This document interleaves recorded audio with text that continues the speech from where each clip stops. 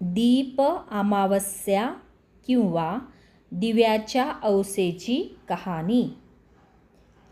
एका दीपकांनो, तुमची कहाणी। आटपाट नगर होतं. तिथं एक राजा होता. त्याला एक सून होती. तिने एके दिवशी घरातला पदार्थ स्वतः खाल्ला आणि उंदरावर आळ घातला. आपल्यावरचा प्रमाद टाळला. इकडे उंदरांनी विचार केला, आपल्यावर उगाच आळ आला आहे, तेव्हा आपण तिचा सूड घ्यावा. असा सर्वांनी विचार केला. त्यांनी रात्री हिची चोळी पाहुण्याच्या अंथरुणात नेऊन टाकली. दुसरे दिवशी हिची फजिती झाली. सासूदिरांनी निंदा केली. घरातून तिला घालवून दिले. हिचा रोजचा नेम असे, रोज दिवे घासावे, तेलवात करावी, ते स्वतः लावावे, खडीसाखरेने त्यांच्या ज्योती साराव्या. दिव्यांच्या औसेचे दिवशी त्यांना चांगला नैवेद्य दाखवावा.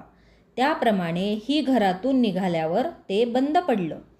पुढे ह्या औसेच्या दिवशी राजा शिकारीहून येत होता. एका झाडाखाली मुक्कामास उतरला. तिथे त्याच्या दृष्टीस एक चमत्कार पडला. आपले सर्व गावातले दिवे अदृश्य रूप धारण करून झाडावर येऊन बसले आहेत. एकमेकांपाशी गोष्टी करीत आहेत. कोणाचे घरी जेवावयास काय केलं होतं, कशी कशी पूजा मिळाली वगैरे चौकशी चालली आहे. सर्वत्रांनी आपापल्या घरी घडलेली हकीकत सांगितली. त्यांच्या मागून राजाच्या घरचा दिवा सांगू लागला, बाबांनो, काय सांगू, यंदा माझ्यासारखा हतभागी कोणी नाही. मी दरवर्षी सर्व दिव्यात मुख्य असायचो. माझा थाटमाट जास्ती व्हायचा.